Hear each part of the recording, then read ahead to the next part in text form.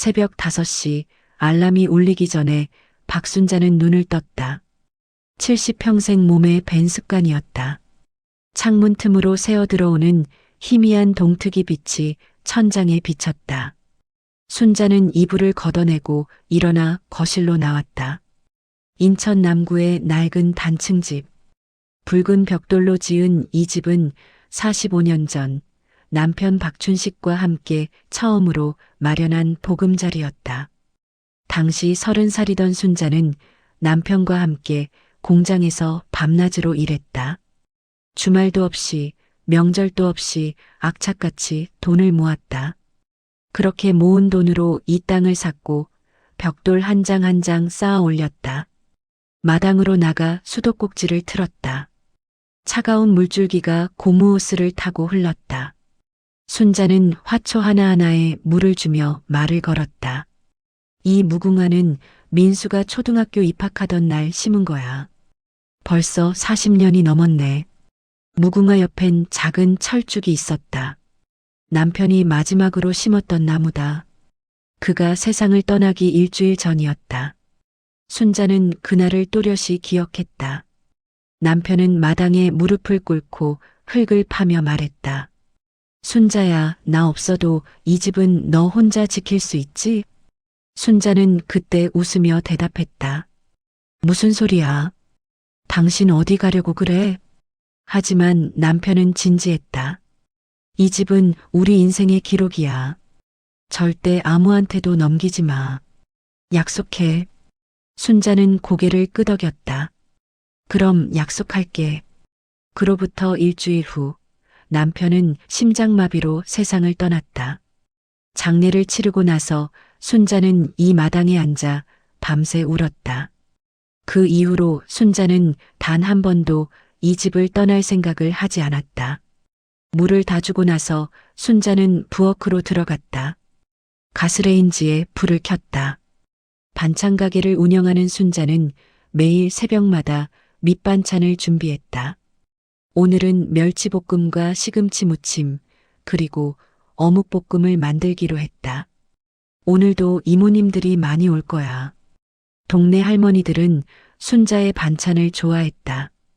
짜지 않고 담백하면서도 옛날 손맛이 난다고 했다.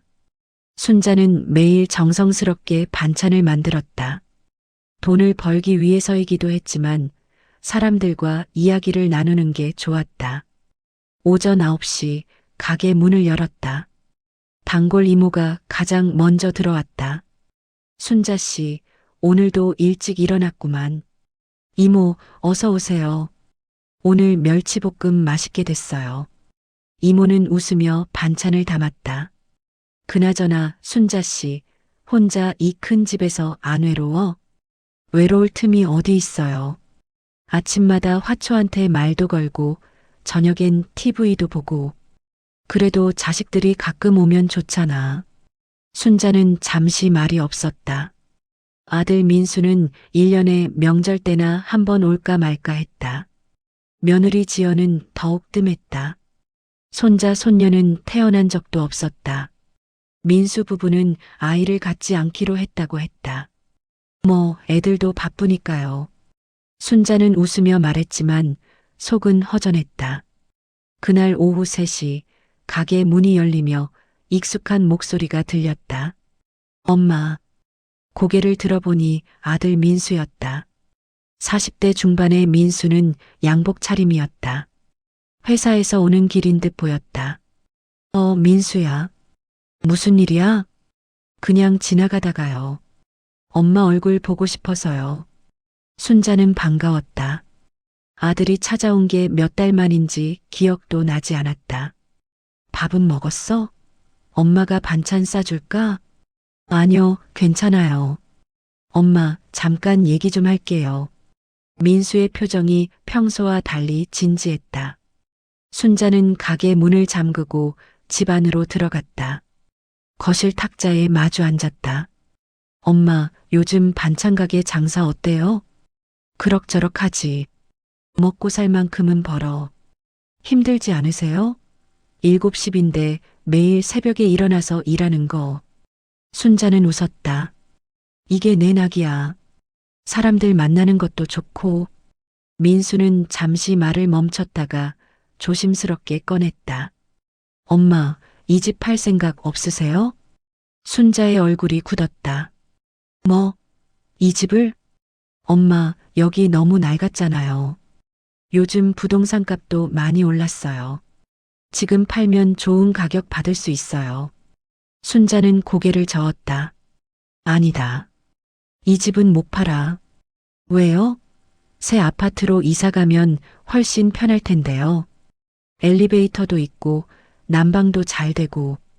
민수야, 이 집은 내 아빠랑 내가 피땀 흘려 마련한 집이야. 내가 태어난 집이고 내가 자란 집이야. 민수는 한숨을 쉬었다. 엄마, 저도 알아요. 근데 이제 엄마 혼자 이 큰 집 관리하는 것도 힘들잖아요.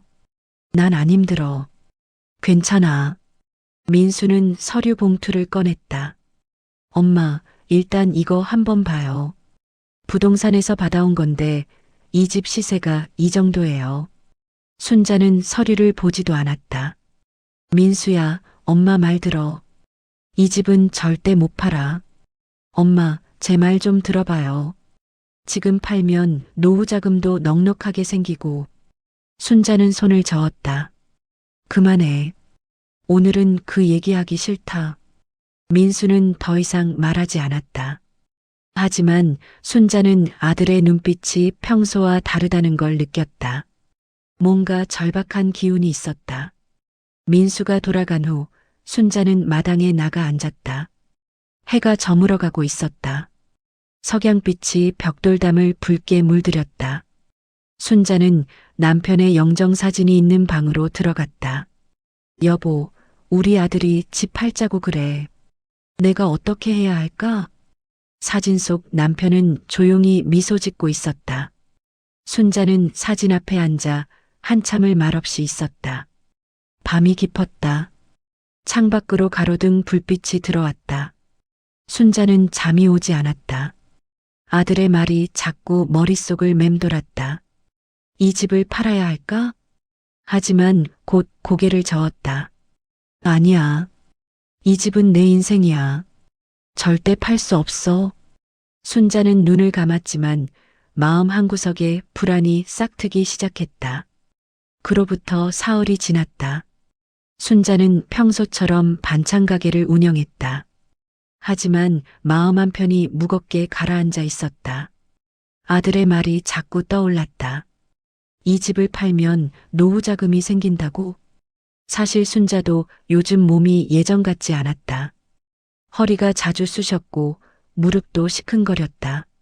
새벽마다 일어나 반찬을 만드는 게 점점 힘들어졌다. 하지만 이 집을 떠날 수는 없었다. 이 집은 순자의 전부였다. 목요일 오후 가게에 손님이 뜸한 시간이었다. 문이 열리며 아들 민수가 다시 나타났다. 이번엔 혼자가 아니었다. 며느리 지연이 함께였다. 어머니, 안녕하세요. 지연은 평소보다 훨씬 밝은 얼굴로 인사했다. 순자는 조금 놀랐다. 지연이 이렇게 먼저 찾아온 건 거의 처음이었다. 지연이도 왔구나. 무슨 일이야? 민수가 웃으며 말했다. 그냥 엄마 얼굴 보러 왔죠. 지연이도 어머니 보고 싶다고 해서요. 세 사람은 집 안으로 들어갔다. 거실 소파에 앉았다. 지연은 순자의 손을 잡으며 말했다. 어머니, 요즘 많이 힘드시죠? 아니야, 괜찮아. 아니에요. 제가 봐도 많이 힘들어 보이세요. 특히 허리 때문에 고생하신다면서요? 순자는 깜짝 놀랐다. 민수가 지연에게 그런 얘기를 했다는 게 의외였다. 그야 나이 들면 다 그렇지. 별거 아니야. 지연은 부드럽게 말을 이었다. 어머니, 저희가 요즘 아파트 하나 알아봤거든요. 엘리베이터도 있고 근처에 병원도 많아요. 무엇보다 계단이 없어요. 순자는 고개를 저었다. 난 여기가 좋아. 익숙해.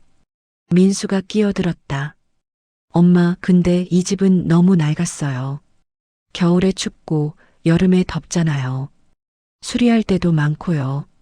그래도 이 집은 내 집이야. 지연이 다시 말했다. 어머니, 저희가 어머니 생각해서 드리는 말씀이에요. 이제 편하게 사셔야죠. 반찬 가게도 그만두시고요. 순자의 얼굴이 굳었다. 반찬 가게를 왜 그만둬? 그게 내 낙인데. 어머니, 일흔인데 아직도 새벽마다 일하시는 게 맞아요? 이제 좀 쉬셔야죠. 순자는 말문이 막혔다. 지연의 말투는 부드러웠지만 어딘가 강압적인 느낌이 들었다. 민수가 다시 서류를 꺼냈다. 엄마, 이거 한 번만 봐요. 부동산 시세예요. 순자는 서류를 받아들었다. 거기엔 집값이 적혀 있었다. 생각보다 높은 금액이었다. 이렇게 많이 받을 수 있어? 네, 요즘 이 동네 재개발 얘기도 나오고 있어요. 지금이 팔 타이밍이에요. 순자는 잠시 망설였다. 그 돈이면 정말 노후를 편하게 보낼 수 있을 것 같았다. 하지만 동시에 남편의 목소리가 들리는 것 같았다. 순자야, 이 집은 우리 인생의 기록이야. 절대 넘기지 마. 순자는 고개를 저었다. 아니다. 난 못 팔아. 민수의 표정이 조금 굳었다. 하지만 곧 다시 웃으며 말했다. 엄마, 그럼 천천히 생각해봐요. 급한 건 아니니까요. 지연도 웃으며 말했다. 어머니, 저희는 정말 어머니 생각해서 드리는 말씀이에요. 한번 생각해 보세요. 두 사람이 돌아간 후 순자는 혼자 앉아 있었다. 마음이 복잡했다. 아들과 며느리의 말이 틀린 건 아니었다. 하지만 이 집을 떠난다는 건 상상할 수 없었다. 이튿날 저녁 민수에게서 전화가 왔다. 엄마, 생각해 봤어요? 아직 잘 모르겠다. 엄마, 나 진짜 엄마 생각해서 하는 말이에요. 나도 요즘 사업이 좀 어려워요. 솔직히 말하면 이번에 집 팔면 나도 좀 숨통이 트일 것 같아요. 순자는 가슴이 철렁했다. 민수야, 너 사업이 안 좋아? 엄마, 괜찮아요. 그냥 잠깐 어려운 거예요. 근데 이번에 엄마 집 정리하면 엄마도 편하고 나도 좀 도움이 될 것 같아서요. 순자는 마음이 흔들렸다. 아들이 어렵다는데 엄마로서 외면할 수 없었다. 민수야, 그럼 한 번 더 생각해 볼게. 고마워요, 엄마. 진짜 후회 안 하실 거예요. 전화를 끊고 나서 순자는 남편의 영정 앞에 앉았다. 여보, 우리 아들이 힘들대. 내가 어떻게 해야 할까? 사진 속 남편은 여전히 미소만 짓고 있었다. 그날 밤 순자는 잠을 이루지 못했다. 천장을 보며 생각에 잠겼다. 아들이 힘들다는데 내가 도와줘야 하는 거 아닐까? 하지만 이 집을 마음이 계속 오락가락했다. 일주일 후 민수가 다시 찾아왔다. 이번에도 지연과 함께였다. 두 사람의 표정은 진지했다. 엄마, 결정하셨어요? 순자는 한참을 망설이다가 말했다. 민수야, 내가 정말 힘들다면 엄마가 도와줘야지. 민수의 얼굴이 환해졌다. 엄마, 고맙습니다. 진짜 후회 안 하실 거예요. 지연도 웃으며 말했다. 어머니, 잘 결정하셨어요. 정말 편하게 사실 수 있을 거예요. 순자는 고개를 끄덕였지만 가슴 한편이 무거웠다. 그래도 천천히 생각 좀 더 해볼게. 엄마, 근데 너무 늦으면 안 돼요. 부동산 시세는 계속 변하니까요. 민수는 조금 조급해 보였다. 알았어. 며칠만 더 생각해 볼게. 그날 밤 순자는 마당에 나가 앉았다. 별이 총총히 빛나고 있었다. 남편과 함께 이 마당에서 밤하늘을 본 날들이 떠올랐다. 여보, 내가 잘하는 걸까? 바람이 살랑 불어왔다. 순자는 눈물을 닦았다. 사흘 후 순자는 결국 마음을 정했다. 민수에게 전화를 걸었다.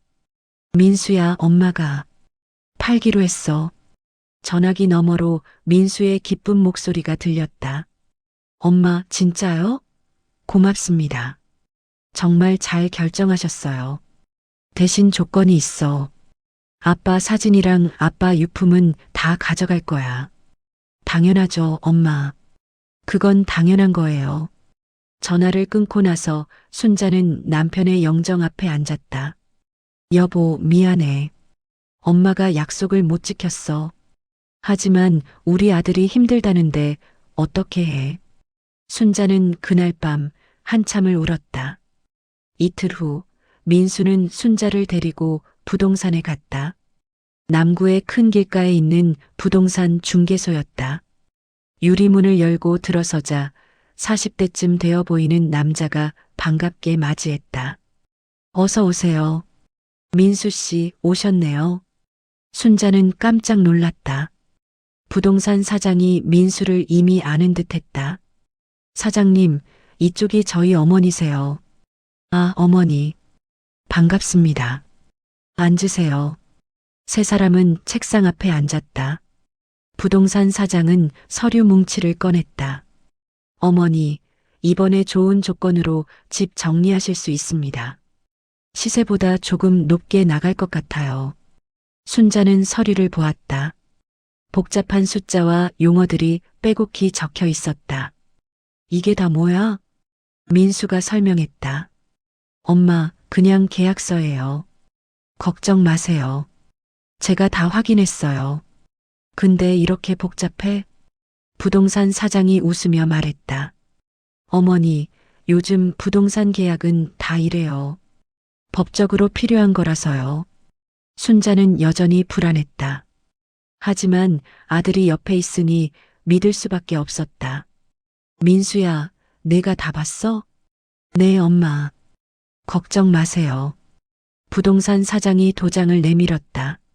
어머니, 여기 도장만 찍으시면 됩니다. 순자는 손이 떨렸다.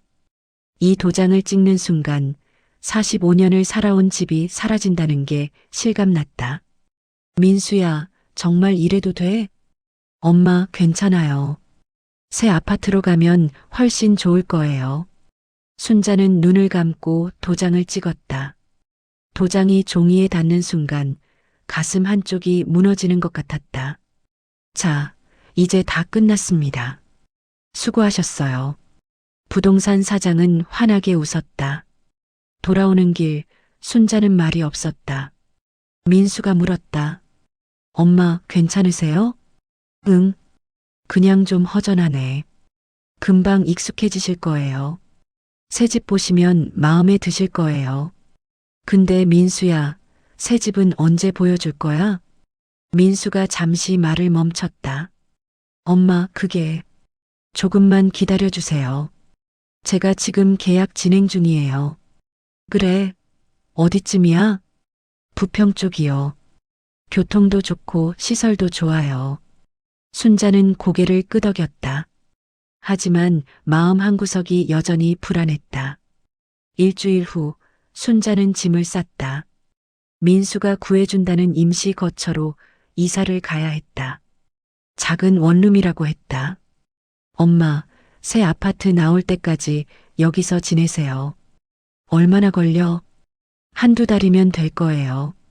순자는 평생 모았던 짐들을 정리했다.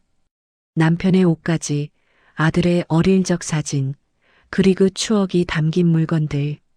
버릴 수 없는 것들이 너무 많았다. 이것들은 다 어떻게 해? 민수가 말했다.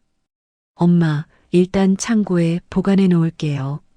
나중에 새집 가면 꺼내면 돼요. 알았어. 이사 당일 순자는 마지막으로 집안을 둘러봤다.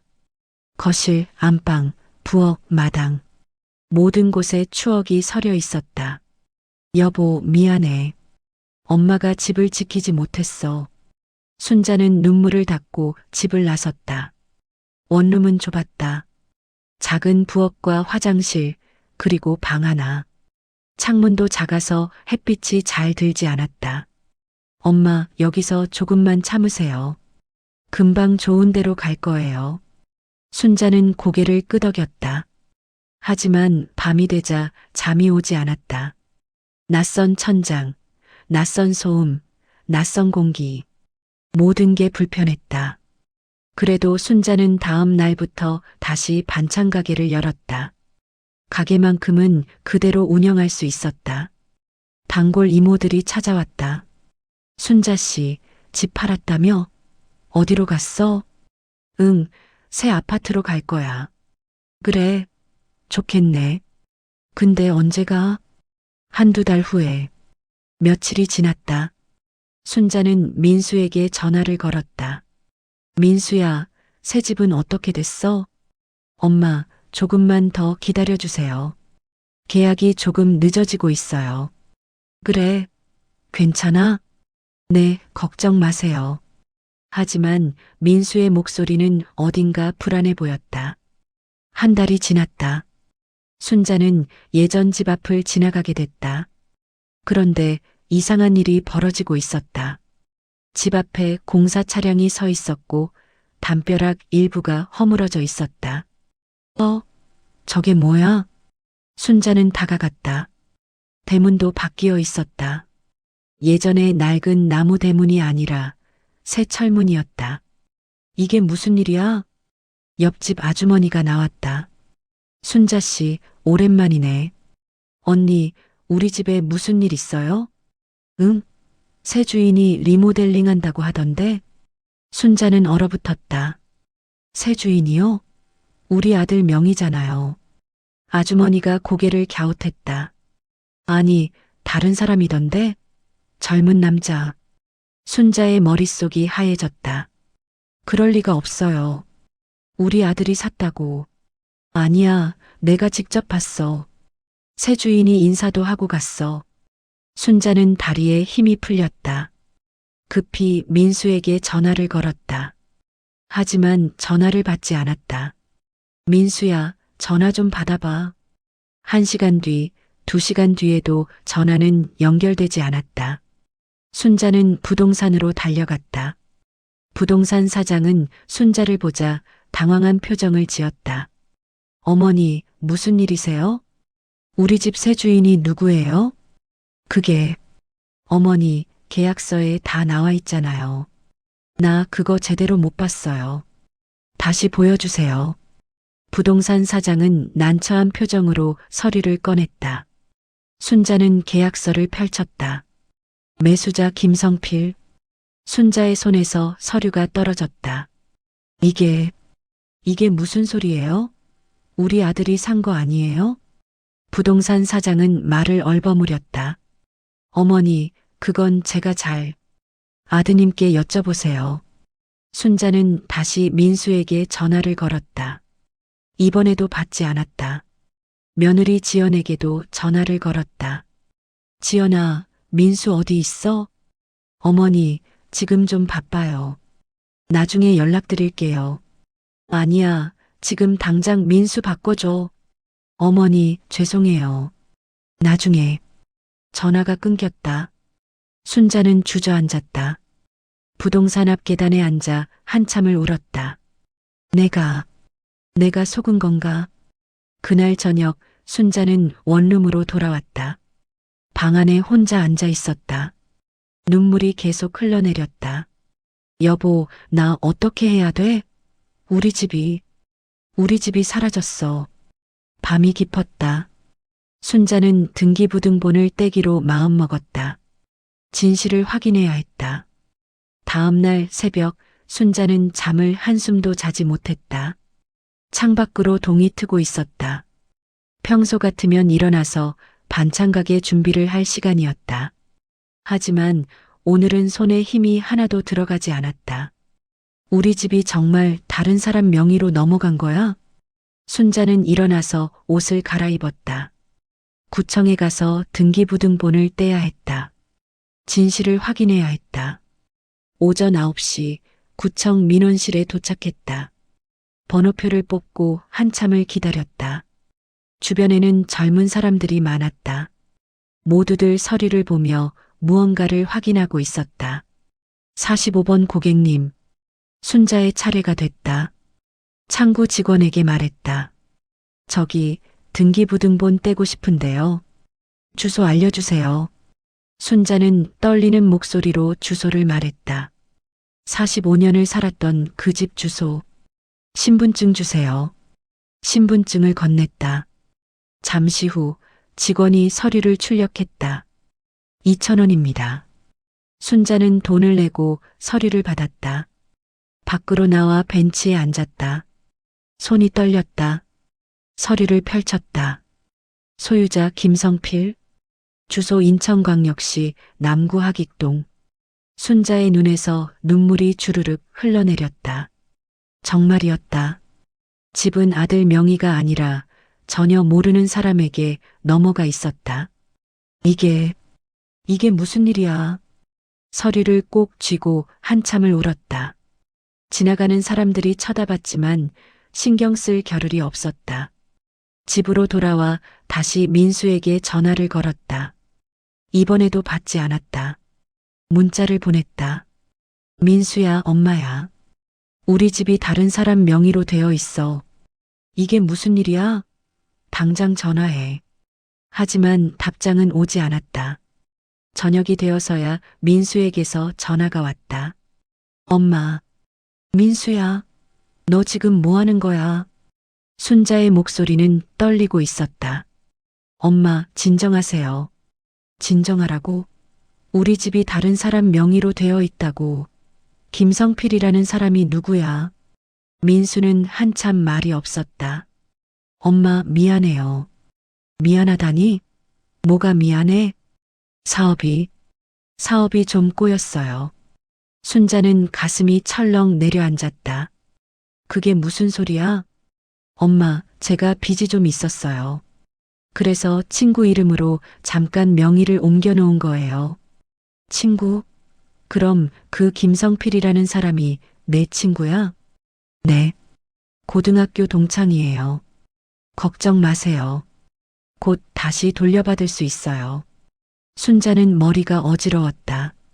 민수야, 그럼 새 아파트는? 내가 아파트 계약한다고 했잖아. 민수는 또 한참 말이 없었다.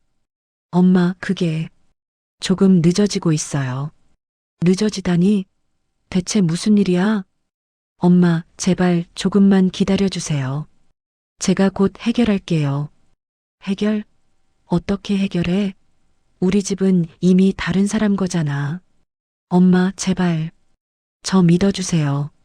순자는 더 이상 말을 잇지 못했다. 목이 메었다. 민수야, 엄마가 너 믿고 집을 판 거야.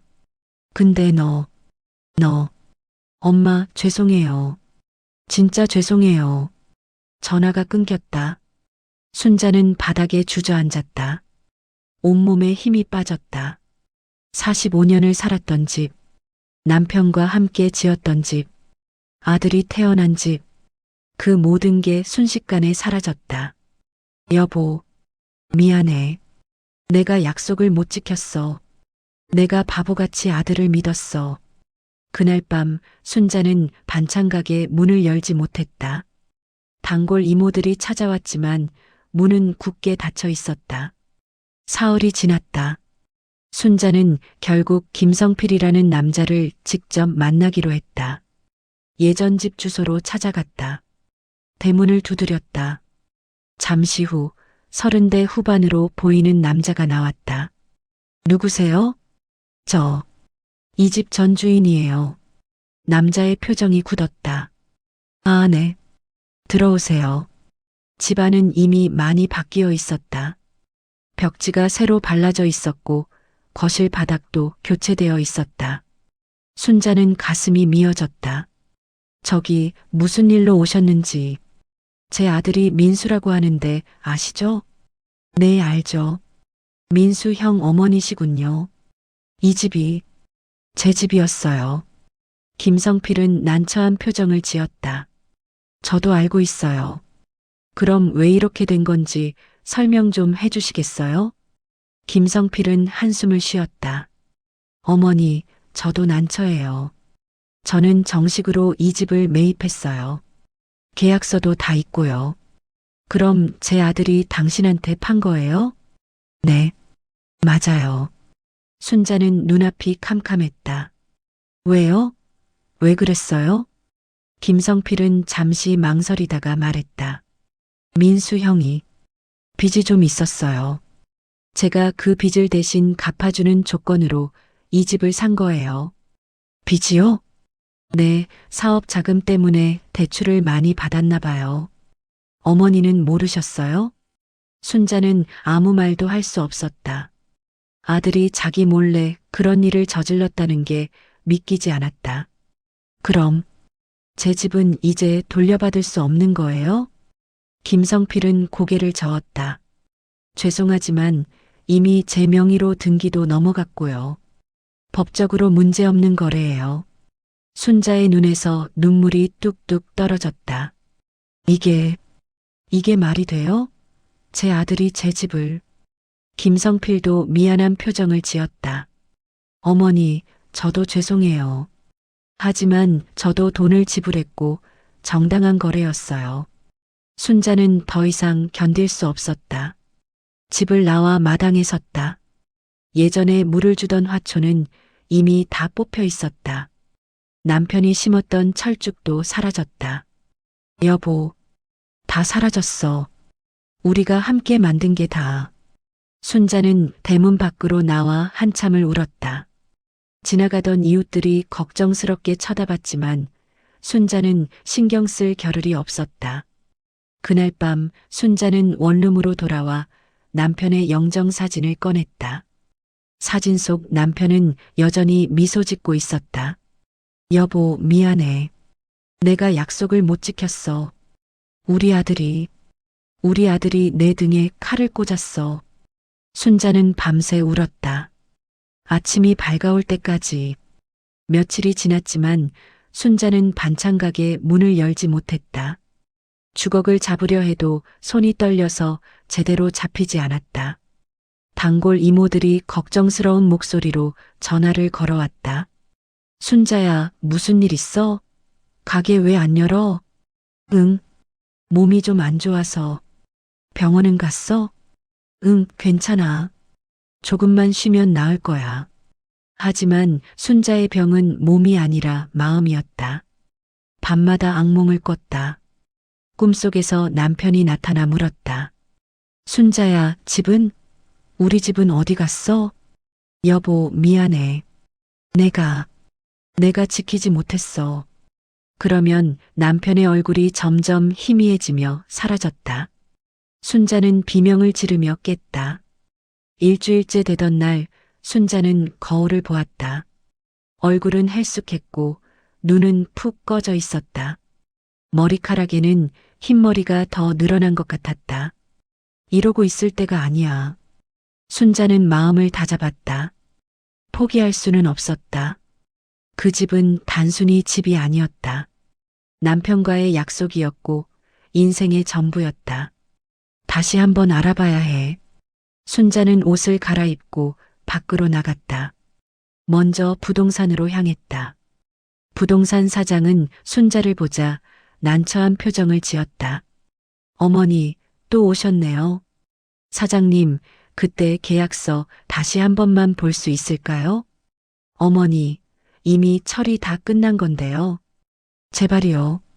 한 번만 보여주세요. 부동산 사장은 한숨을 쉬며 서류철을 꺼냈다. 순자는 계약서를 다시 펼쳤다. 꼼꼼히 읽어 내려갔다. 그런데 이상한 점을 발견했다. 사장님, 이거 제가 도장 찍은 날짜가 여기 적혀 있잖아요. 네, 그렇죠. 근데 여기 또 다른 날짜가 있네요. 부동산 사장의 얼굴이 살짝 굳었다. 아, 그건 수정한 거예요. 수정이요? 왜요? 어머니, 부동산 계약은 복잡해요. 중간에 조건이 바뀌면 수정하는 경우가 많아요. 순자는 뭔가 이상하다는 걸 느꼈다. 그럼 수정한 계약서에 제가 다시 도장을 찍어야 하는 거 아니에요? 부동산 사장은 말을 얼버무렸다. 그게 아드님이 대리로, 아들이 대리로? 그게 가능한 거예요? 부동산 직원이 옆에서 조용히 끼어들었다. 사장님, 그건 좀. 사장은 직원을 쏘아봤다. 순자는 직원을 바라봤다. 뭐가 문제예요? 직원은 망설이다가 작은 목소리로 말했다. 사실은 계약서가 2개 있었어요. 2개요? 네, 어머니께 보여드린 계약서랑 실제로 등기에 쓴 계약서랑. 순자의 얼굴이 하얗게 질렸다. 그럼 제가 도장 찍은 건 가짜 계약서였다는 거예요? 직원은 고개를 숙였다. 죄송해요, 어머니. 저도 나중에 알았어요. 부동산 사장이 황급히 말했다. 어머니, 오해하지 마세요. 법적으로는 문제 없어요. 문제 없다고요? 제가 속은 건데. 저희도 아드님이 그렇게 하라고 해서. 순자는 온몸이 떨렸다. 제 아들이요? 부동산 사장은 더 이상 말하지 않았다. 순자는 서류를 들고 밖으로 나왔다. 그대로 경찰서로 향했다. 경찰서 민원실에 도착했다. 젊은 경찰관이 순자를 맞이했다. 어떻게 오셨어요? 저 사기를 당한 것 같아요. 순자는 경위를 설명했다. 아들이 집을 팔겠다고 했고 계약서에 도장을 찍었는데 알고 보니 다른 계약서로 등기가 넘어갔다고. 경찰관은 서류를 살펴봤다. 어머니, 이건 좀 복잡한 문제네요. 제가 속은 거잖아요. 그런데 문제는 아드님과 어머니 사이의 거래라는 점이에요. 그게 무슨 상관이에요? 경찰관은 난처한 표정으로 말했다. 부모 자식 간의 금전 거래는 사기로 입증하기가 어려워요. 증여로 볼 수도 있고 대리 계약으로 볼 수도 있고. 그럼 저는 어떻게 해요? 민사소송을 하셔야 할 것 같아요. 변호사와 상담해 보세요. 순자는 무너질 것 같았다.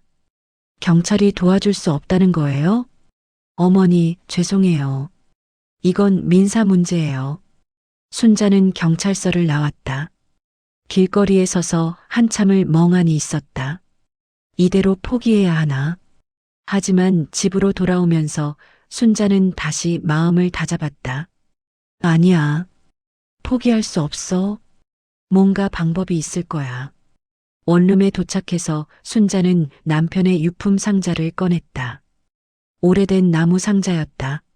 남편이 세상을 떠난 후 한 번도 제대로 정리하지 못했던 것들이 담겨 있었다.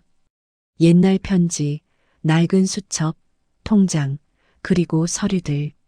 순자는 하나하나 꺼내 보았다. 그러다가 오래된 봉투 하나를 발견했다. 봉투를 열어보니 집 매입 당시의 원본 서류가 들어 있었다. 이건 우리가 집을 처음 살 때 서류야. 순자는 서류를 펼쳤다. 거기엔 남편의 도장이 찍혀 있었다. 그리고 순자의 도장도. 그런데 이상한 점을 발견했다. 이 도장 모양이. 순자는 최근에 찍은 계약서와 비교해 봤다. 도장 모양이 달랐다. 이게 무슨 일이지? 순자는 자세히 살펴봤다. 옛날 도장은 테두리가 굵었는데 최근 계약서의 도장은 테두리가 얇았다. 이건 내 도장이 아니야. 순자의 심장이 빠르게 뛰었다. 증거를 찾은 것이다. 누군가 내 도장을 위조한 거야. 순자는 두 서류를 들고 다시 경찰서로 달려갔다. 이번에는 다른 경찰관이었다. 저기요, 다시 신고하러 왔어요. 무슨 일이세요? 제 도장이 위조됐어요. 여기 증거가 있어요. 경찰관은 두 서류를 비교해 봤다. 표정이 진지해졌다. 어머니, 이거 확실히 다르네요. 그렇죠? 그럼 이제 조사해 주실 수 있어요? 일단 감정을 받아봐야 해요. 정말 위조가 맞는지 확인해야 하거든요. 얼마나 걸려요? 한두 주 정도요. 순자는 고개를 끄덕였다. 알았어요. 기다릴게요. 경찰서를 나오면서 순자는 처음으로 희망을 느꼈다. 이제 시작이야. 내 집을 되찾을 수 있어. 그날 밤 순자는 남편의 영정 앞에 앉았다. 여보, 나 포기 안 해. 끝까지 싸울 거야. 우리 집 꼭 되찾을게. 창밖으로 달빛이 비쳤다. 순자의 눈빛은 단단히 빛났다. 이틀 후 경찰서에서 연락이 왔다. 어머니, 감정 결과 나왔어요. 도장이 확실히 다릅니다. 위조 혐의가 인정돼요. 순자는 가슴이 뛰었다. 그럼 이제 어떻게 해요? 정식으로 고소하시겠어요? 순자는 잠시 망설였다. 고소 대상은 아들이었다. 자기 손으로 키운 아들을. 어머니? 네, 하겠어요. 알겠습니다. 조사 진행하겠습니다. 전화를 끊고 순자는 한숨을 쉬었다. 이제 돌이킬 수 없는 강을 건넌 것이다. 오후 순자는 무료 법률 상담소를 찾아갔다. 시청 건물 2층에 있는 작은 사무실이었다. 30대 초반으로 보이는 젊은 여자 변호사가 순자를 맞이했다. 어머니, 앉으세요. 무슨 일로 오셨어요? 순자는 처음부터 차근차근 설명했다. 집을 판 경위, 아들의 약속, 그리고 배신. 변호사는 서류를 꼼꼼히 살펴봤다. 어머니, 이건 명백한 사기예요. 도장 위조에 계약서 이중 작성까지. 그럼 제가 이길 수 있어요? 증거가 확실하니까 가능성이 높아요. 하지만 변호사는 말을 멈췄다. 하지만 뭐예요? 상대가 아드님이시잖아요. 정말 소송하시겠어요? 순자는 고개를 끄덕였다. 제 인생이 걸린 문제예요. 그 집은 제 전부예요. 변호사는 순자의 눈을 바라봤다. 거기엔 단단한 결의가 담겨 있었다. 알겠습니다. 제가 도와드릴게요. 고맙습니다. 하지만 시간이 좀 걸릴 거예요. 민사소송은 빨라도 몇 달은 걸려요. 괜찮아요. 기다릴 수 있어요. 며칠 후 민수에게 법원 통지서가 날아갔다. 그날 저녁 민수에게서 전화가 왔다. 엄마, 목소리가 다급했다. 왜? 엄마, 이게 무슨 짓이에요? 저를 고소하다니. 민수야, 내가 먼저 나한테 한 짓을 생각해봐. 엄마, 제발 고소 취하해 주세요. 제가 잘못했어요. 내가 잘못한 걸 알면 왜 그랬어? 민수는 한참 말이 없었다. 엄마, 저도 어쩔 수 없었어요. 어쩔 수 없다고? 내 엄마 집을 속여서 파는 게 어쩔 수 없는 일이야? 엄마, 빚쟁이들이 매일 찾아왔어요. 죽을 것 같았어요. 순자는 가슴이 아팠다. 하지만 물러설 수 없었다. 그래도 내가 한 짓은 용서받을 수 없어. 엄마, 민수야, 나 한 번만 물어볼게. 도장 위조한 것도 내가 한 거야? 민수는 대답하지 않았다. 민수야, 대답해. 엄마, 저는 아니에요. 그럼 누구야? 긴 침묵이 흘렀다. 지연이가 그랬어요. 순자는 숨이 멎는 것 같았다. 뭐라고? 지연이가 부동산이랑 다 짜고 저 몰래 했어요. 저도 나중에 알았어요. 그럼 넌 아무것도 몰랐다는 거야? 아니요. 저도 집 파는 건 알았어요. 근데 엄마 몰래 명의를 바꾸고 그런 건 지연이가 한 거예요. 순자는 며느리 지연의 얼굴이 떠올랐다. 그날 그렇게 부드럽게 웃으며 말하던 얼굴. 민수야, 내가 그걸 알았으면 왜 막지 않았어? 엄마, 저도 빚 때문에 정신이 없었어요. 그래서 엄마를 속인 거야? 민수는 울음을 터뜨렸다. 엄마, 미안해요. 정말 미안해요. 미안하다고 다 되는 줄 알아? 엄마, 제발 고소만 취하해 주세요. 제가 다 보상할게요. 어떻게 보상해? 내 집을 돌려줄 수 있어? 엄마, 제가 다시 사드릴게요. 그 돈이 어디 있어? 민수는 대답하지 못했다. 순자는 전화를 끊었다. 가슴이 너무 아팠다. 다음 날 순자는 며느리 지연을 만나기로 했다. 지연이 일하는 회사 근처 카페에서였다. 지연은 순자를 보자 표정이 굳었다. 어머니, 앉아. 두 사람은 마주 앉았다. 순자는 차분하게 물었다. 지연아, 내가 다 계획한 거야? 지연은 시선을 피했다. 어머니, 저는 솔직히 말해. 도장 위조한 것도 너지? 지연은 한참을 망설이다가 고개를 끄덕였다. 네, 제가 했어요. 순자는 눈을 감았다. 예상했던 대답이었지만 직접 듣으니 충격이었다. 왜 그랬어? 어머니, 저희가 너무 힘들었어요. 민수 씨 사업이 망하고 빚쟁이들이 매일 찾아오고 그래도 그게 내 시어머니를 속일 이유가 돼? 지연은 눈물을 흘렸다. 죄송해요. 저도 잘못한 거 알아요. 알면서도 그랬어? 어머니, 저도 살고 싶었어요. 저희 집안도 빚을 다 떠안았어요. 친정 부모님도 괴로워하시고 순자는 고개를 저었다.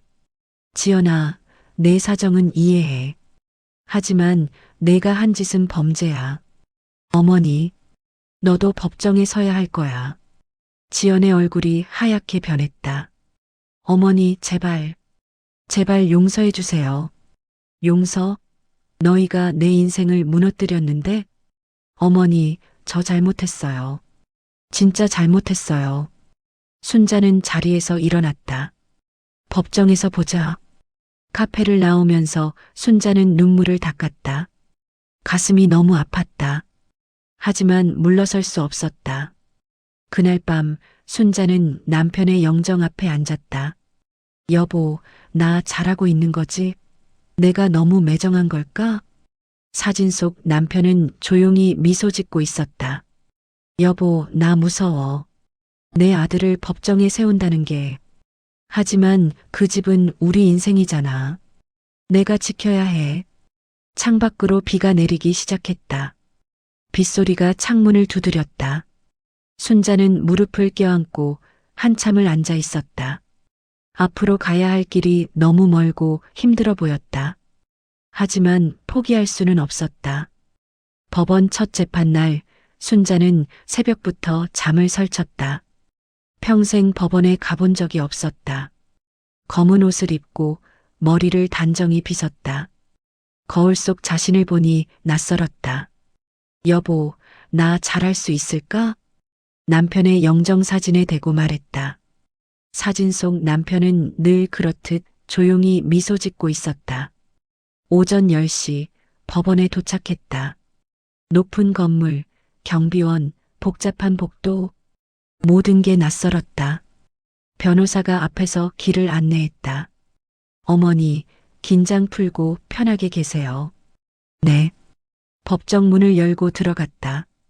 넓은 방, 높은 판사석, 그리고 맞은편에 앉아 있는 아들 민수와 며느리 지연. 민수는 순자를 보자 고개를 숙였다. 지연은 창백한 얼굴로 앉아 있었다. 순자는 자리에 앉았다. 가슴이 두근거렸다. 모두 일어나 주십시오. 판사가 들어왔다. 50대 정도 되어 보이는 여자 판사였다. 사건 번호 2024-1만 2345 소유권이 전등기 말소 청구 사건 시작하겠습니다. 재판이 시작됐다. 순자의 변호사가 먼저 말했다. 재판장님, 이 사건은 명백한 사기 및 문서 위조입니다. 피고 측은 원고인 박순자 씨의 도장을 위조하고 이중계약서를 작성해 부당하게 부동산을 취득했습니다.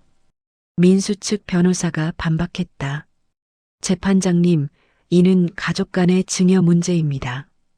원고는 자발적으로 계약에 동의했습니다. 자발적 동의라고요? 위조된 도장으로요? 양측의 공방이 이어졌다. 순자는 증인석에 섰다. 박순자 씨, 계약 당시 상황을 설명해 주세요. 순자는 떨리는 목소리로 말했다. 아들이 새 아파트로 이사 가자고 했어요. 저를 위한 거라고 했어요. 그래서 믿고 도장을 찍었는데 목이 메었다. 잠시 숨을 고르고 다시 말했다. 근데 알고 보니 다른 사람 명의로 넘어가 있었어요. 제가 찍은 도장도 위조된 거였고요. 그럼 아드님은 처음부터 속일 의도였다고 생각하십니까? 순자는 민수를 바라봤다. 민수는 고개를 숙이고 있었다. 저는 모르겠어요. 하지만 결과적으로 저는 집을 잃었어요. 남편이랑 평생 지킨 집을. 재판은 1시간 넘게 진행됐다. 증거 서류, 감정 결과, 증인 진술이 이어졌다. 첫 재판이 끝나고 나오는 길, 민수가 순자에게 다가왔다. 엄마, 이제 엄마라고 부르지 마.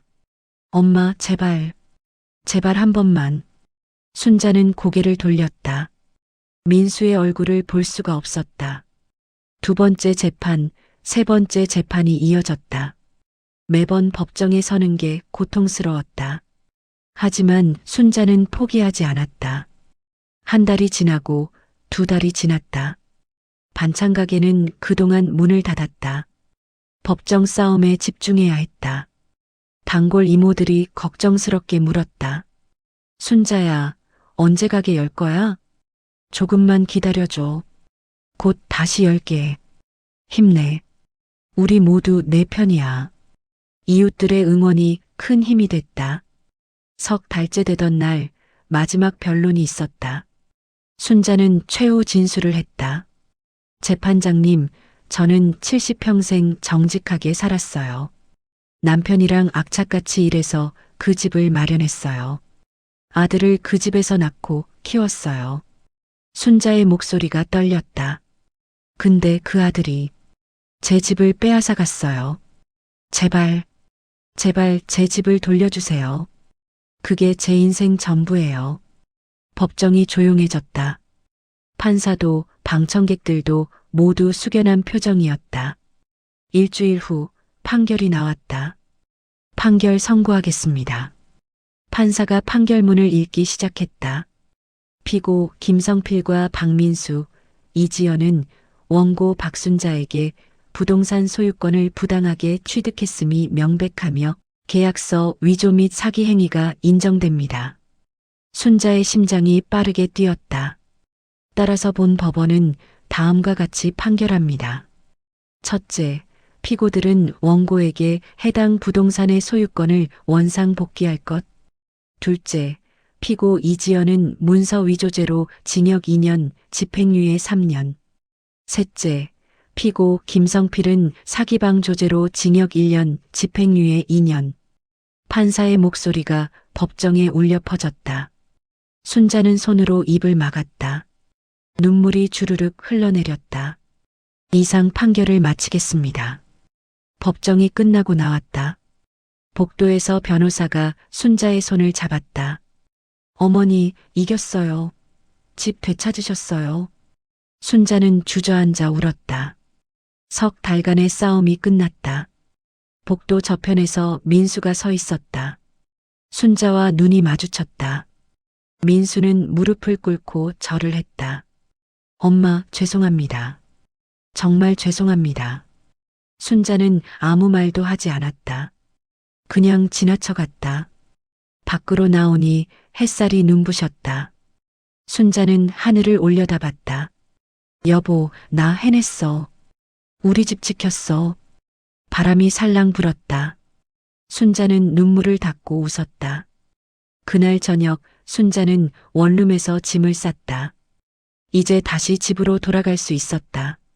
남편의 영정사진을 들고 말했다. 여보, 우리 집으로 가자. 드디어 우리 집으로. 창밖으로 석양이 지고 있었다. 순자의 얼굴에 붉은 빛이 비쳤다. 길고 긴 싸움이 끝났다. 이제 새로운 시작이었다. 판결이 확정된 지 2주일 후 순자는 마침내 집으로 돌아갔다. 45년을 살았던 그 집. 몇 달 만에 다시 서는 대문 앞이었다. 열쇠를 들고 문을 열었다. 끽, 익숙한 소리가 났다.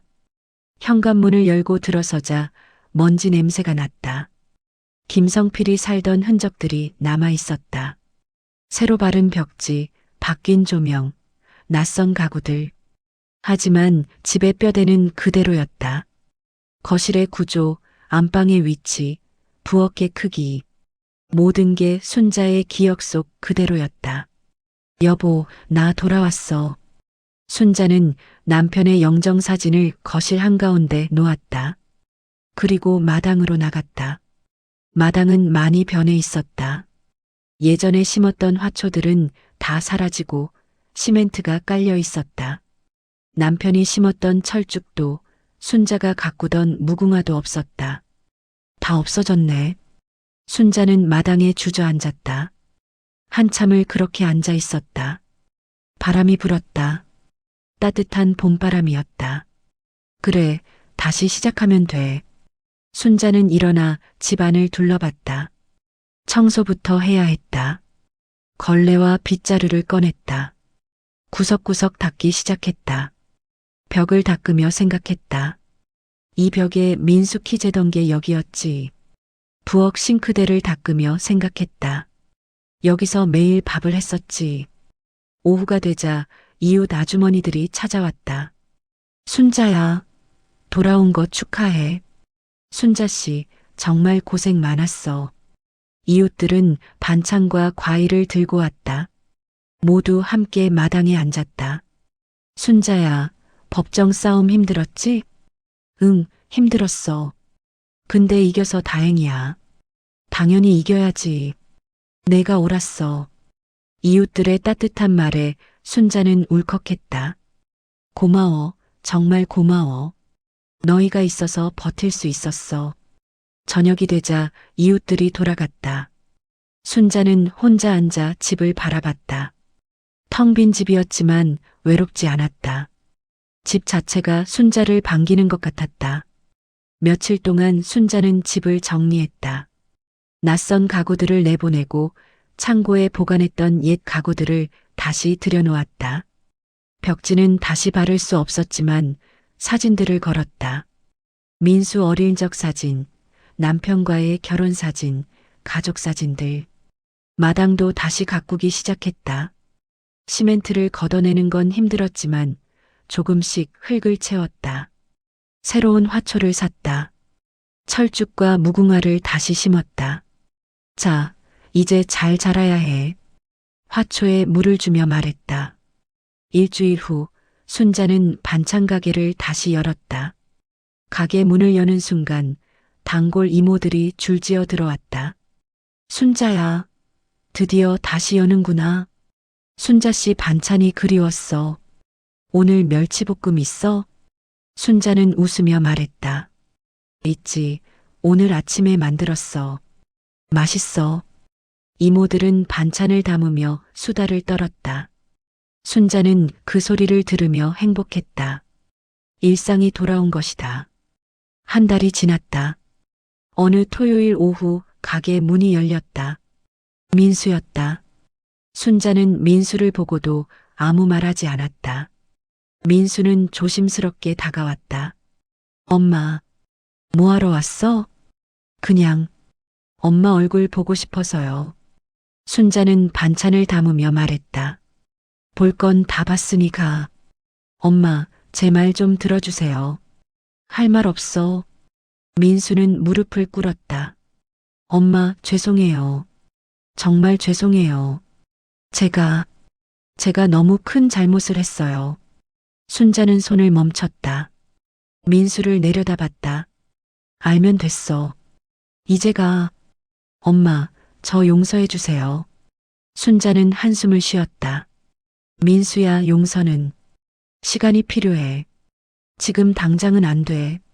네, 알아요. 저 기다릴게요. 평생이라도 기다릴게요. 민수는 일어나 가게를 나갔다. 순자는 그 뒷모습을 바라봤다. 가슴이 아팠다. 하지만 아직은 용서할 수 없었다. 그날 밤 순자는 마당에 앉았다. 별이 반짝이고 있었다.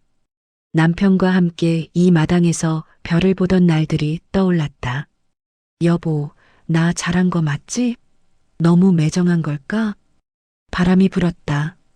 순자는 남편의 대답을 기다렸다. 아니야, 잘한 거야. 하지만 언젠가는 언젠가는 용서해 줄 수 있겠지. 시간이 지나면 상처도 아물 것이다. 아직은 아니지만 언젠가는. 석 달이 더 지났다. 계절이 바뀌어 여름이 왔다. 마당에 철쭉이 활짝 피었다. 순자는 매일 아침 물을 주며 말했다. 예쁘게 잘 피었네. 고마워. 반찬 가게는 예전처럼 북적였다.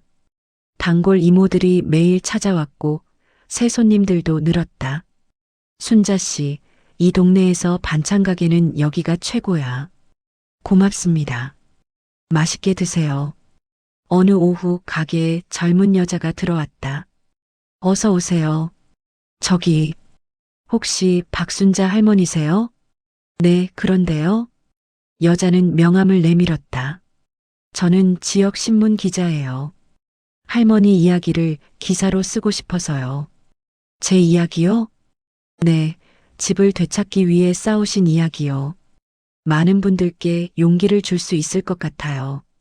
순자는 잠시 생각했다. 글쎄요. 제 이야기가 그렇게 대단한가요? 대단하시죠. 70 나이에 법정까지 가서 싸우셨잖아요. 그냥 제 집을 지키고 싶었을 뿐이에요. 기자는 웃었다. 그게 바로 대단한 거예요. 결국 순자는 인터뷰에 응했다. 며칠 후 신문에 기사가 실렸다. 동네 사람들이 신문을 들고 찾아왔다. 순자야, 신문에 나왔네. 우리 동네 영웅이야. 순자는 쑥스러워하며 웃었다. 그날 저녁 순자는 남편의 영정 앞에 앉았다. 여보, 사람들이 나를 대단하대. 근데 난 그냥 우리 집을 지키고 싶었을 뿐이야. 사진 속 남편은 미소 짓고 있었다. 여보, 나 행복해. 다시 이 집에서 살 수 있어서. 매일 마당에 나가 화초에 물 주고 가게에서 손님들 만나고. 이게 내 일상이야. 내 행복이야. 창밖으로 석양이 지고 있었다. 붉은 빛이 마당을 비췄다. 순자는 마당으로 나갔다.